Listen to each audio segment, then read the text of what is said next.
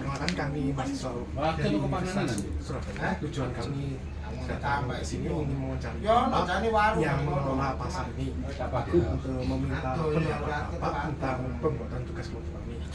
Di sini kami berencana membuat tugas kelompok yang berupa sistem aplikasi yang mempunyai nama aplikasi kiosku. Jadi tujuannya calon pedagang atau para pedagang yang sudah berjualan di pasar ini dan membantu juga pengelola pasar dalam proses penyewaan, pembayaran dan masih banyak lagi. Terus soal pertama, apakah penyewaan kios sekarang ini hanya melalui pengelola pasar atau enggak ada yang cara lain seperti dari pedagang-pedagang yang sudah punya kios di sini? Iya, kalau memang mulai awal itu dari pasar. Sekarang sudah dari pihak kedua dari pedagang. Jadi semua apa yang di pasar ini sudah dimiliki oleh pedagang. Jadi untuk memperoleh penyewaan itu melalui pedagang. Baru ada kesepakatan dari pedagang, nanti kantor diinformasikan. Dikasih tahu bahwa kios blok ini nomor ini mau disewakan, mau dijual seperti itu. Dari pedagang baru sudah oke, baru bicara ke kantor. Lalu pertanyaan selanjutnya, bagaimana cara penyewaan kios saat jadi jika anggapannya ada calon pedagang yang ingin menyewa kios tapi belum tahu apa ada caranya sendiri? Iya, rata-rata semua mau calon pedagang yang belum tahu keadaan pasar, biasanya langsung ke kantor. Di sini saya sarankan untuk langsung ke lapangan. Biasanya pedagang, biasanya lapak atau kios yang mau dijual atau disewakan itu ditulis dijual atau disewakan. Seperti itu. Lalu bagaimana? Lalu yang pertanyaan selanjutnya, bagaimana cara pengurus pasar saat ini dalam mengelola kios-kios yang belum disewakan atau masih yang kosong? Iya, sementara untuk yang kios kosong atau ditutup atau belum buka, saya tegur, ada surat teguran kepada pemilik pakainya untuk diambil teguran. Kenapa tokonya, kiosnya, lapaknya kok tutup, nggak ada. Kira-kira sampai 3 kali teguran, baru nanti ada tindakan dari pasar, seperti itu. Lalu untuk pertanyaan selanjutnya, bagaimana cara pembayaran kios yang ada saat ini ke pengelola? Apakah bisa melalui pembayaran online atau offline? Ya, sementara ini masih manual. Ini ada rencana kegiatan digitalisasi masalah distribusi, termasuk pembayaran semuanya rencana ke sana, bisa online. Jadi pembayarannya masih langsung harus ke Masih kantor sih? manual, iya, masih ada petugas yang ke lapangan. Oh, ada petugas. Iya. Lalu soal selanjutnya, jika ada yang pedagang belum membayar sewa sesuai jadwal pembayaran, apa yang dilakukan sama pengelola pasar? Tetap kita ada peneguran lewat surat atau omongan langsung sampai kita tadi nggak ada respon sama sekali, ada tindakan dari pengelola pasar. Peneguran untuk 3 kali itu baru dilakukan. Lalu untuk ini, apakah pasar ini memiliki dena-dena kios-kios yang akan yang ada di pasar ini atau punya? Sampai kalau bisa lihat ini depan anda ya, bisa. Tokopedia, Shopee, Iya, jadi ada banyak. Kita itu bisa mungkin di aplikasi kami ada promo jika penyewa kiosnya itu memiliki waktu tertentu, jadi kayak berapa tahun tuh dapat potongan berapa persen atau berapa gitu. Oh gitu. Iya. Tapi kalau misalnya pengelola pasar tidak mau, itu bisa dibuatkan jadi nggak usah. Terus ada listnya ini akan menunjukkan semua kios-kios yang disewakan, kosong sama bermasalah gitu. Terus ada tampilan untuk dana pasar, jadi dari kita tuh bisa lihat dana pasar itu apa aja kios-kiosnya, ini ada kategori-kategorinya gitu. Iya. Bagus itu. Itu nanti namanya apa? Kios. Aplikasi kios. Bagus ya. Terus fitur terakhir di sini ada fitur komunitas. Jadi fitur komunitasnya itu adalah sebuah fitur yang dimana itu semua pengurus atau pedagang itu bisa saling berchat bersama di aplikasi. Jadi kalau di sini kami memegangnya pakai aplikasi WA. di aplikasi WA itu ada fitur namanya community. Jadi di dalam community itu ada banyak grup. Jadi ada Nanti di dalam aplikasi itu juga ada fitur untuk WA-nya antar bagus. pengurus, terus antar Iya. penjual. Terus di fitur itu mungkin bisa ada pemberitahuan event-event atau pemberitahuan apa gitu. Jadi dari fitur komunikasi. Bagus.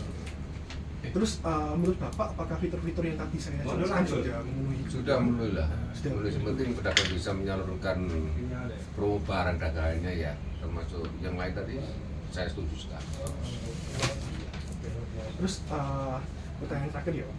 Menurut Bapak apakah ada kebutuhan fitur lain yang perlu ditambahkan yang belum ada dari aplikasi kami, dari sistem aplikasi kami? Saya kurang paham, tapi saya semuanya teman-teman mahasiswa paham betul apa yang dibutuhkan di masyarakat atau pasar ya, dalam rangka untuk digitalisasi ini supaya semuanya tahu lewat online. Pertanyaan soal lain dari kami sudah selesai di sini. Iya. Terus saya ucapkan terima kasih untuk meluangkan waktunya untuk menjadi narasumber dalam tugas wawancara kami. Sama-sama. Jadi fiturnya ini adalah pertama itu yang saya tadi bilang itu menu, jadi ada tampilan awalannya, jadi bisa dilihat semua, ada tampilan menu. Di menunya itu bisa dipencet, ada pemilihan kategori, terus pencarian kios, ada bagian-bagian seperti list kios yang masih kosong, sudah disewakan atau enggak, kios-kios yang belum membayar tepat waktu atau belum gimana gitu. Terus ada tempat, bukan tempat ya, ada satu halaman itu ini memunculkan dena pasar. Jadi ada gambar-gambar dena kios-kiosnya ini, kios ini itu untuk apa, kios ini untuk apa gitu. Kalau misalkan menu-menu tadi itu bagus sekali ya, menu-menu itu cuma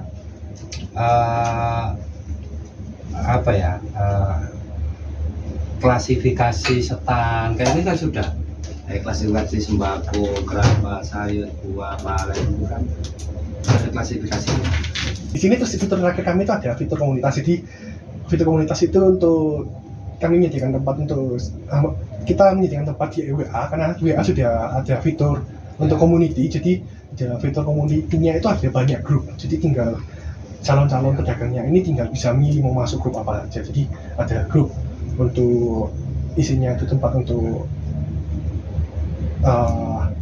chat sama antar pedagang, terus ada grup untuk informasi-informasi yang terbaru seperti event-event apa yang akan jadi di kedepannya. Terus mungkin ada grup untuk chat dengan pengelola pasar yang membutuhkan gitu. Fitur-fitur itulah, fitur apa itu subsidi dari pemerintah. Maksudnya itu bukan subsidi,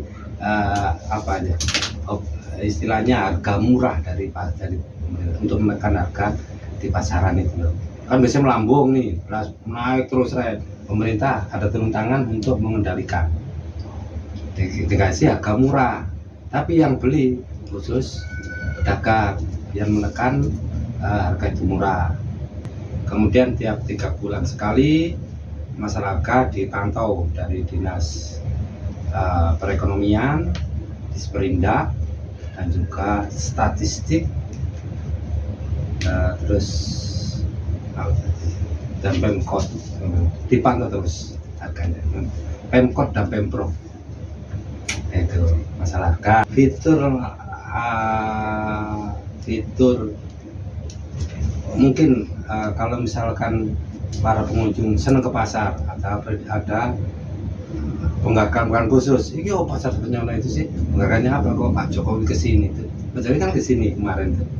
Jadi untuk memunculkan satu halaman yang memunculkan semua prestasinya pasar ini gitu. Iya, prestasi pasar itu ya. Ada fitur prestasi pasar Sobrano, tentang kebersihan, dan fiturnya itu satu, pasar ini pernah 10 besar tingkat nasional masalah timbangannya. Kemudian pasarnya bersih, ramah lingkungan, dan itu. Kemudian pasar tertib, yang saya sampaikan ya, pasar tertib tingkat Kota Surabaya, dan kepala pasar terbaik di Kota Surabaya ini kelas-kelasnya swasta loh ya, 10 besar terbaik tingkat Kota Surabaya. Kemudian dari ketertiban, kenyamanan, kita ini sudah dapat predikat pasar tertib dan pasar bersih. Gitu. Kemudian di tingkat nasional tadi ya masalah pengunjung itu karena nyaman karena timbangannya itu sesuai. Jadi sudah ada harga pasti gitu. Pastinya. Tapi untuk aplikasi kami ini lebih ke bagian calon pedagang sama pengelola pasar. Oh iya. Mungkin ada beberapa,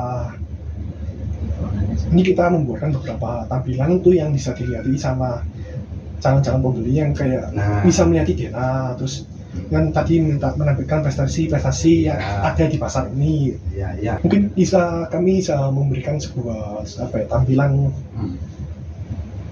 pemberitahuan informasi yang berpengaruh untuk pasar, jadi untuk pembeli gitu. Satu itu brand image ya. Brand image pasar itu harus dikembangkan dulu. Oh pasar gimana? Tapi kalau brand image-nya pasar kumuh, pasar nggak terkenal ke masyarakat.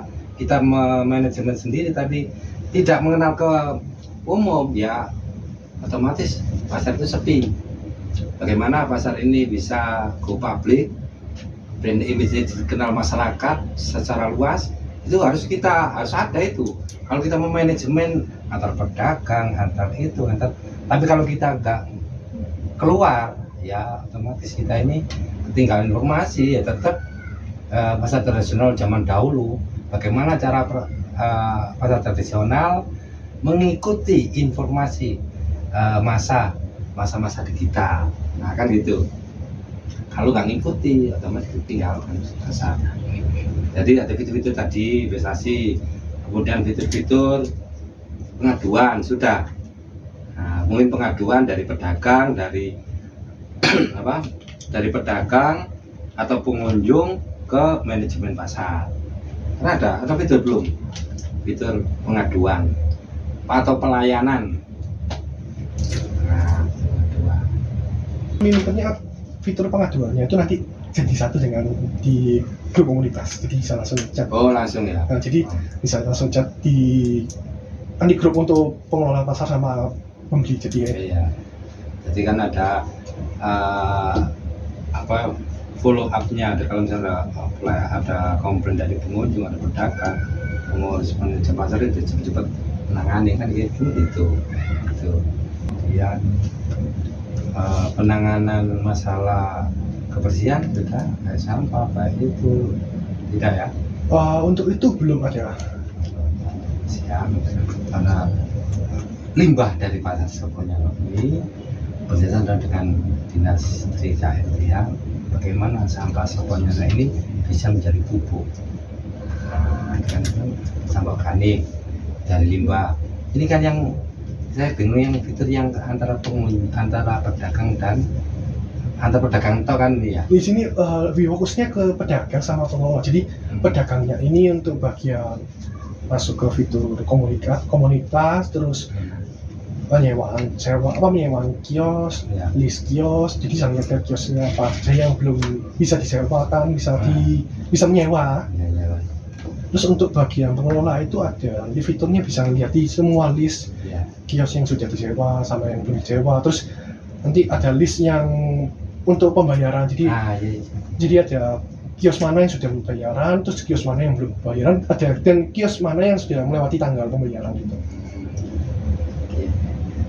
Pembayaran ya, apa lagi ya? Jadi fokusnya untuk pembayaran itu ya. pedagang sama pengelola. Oh iya.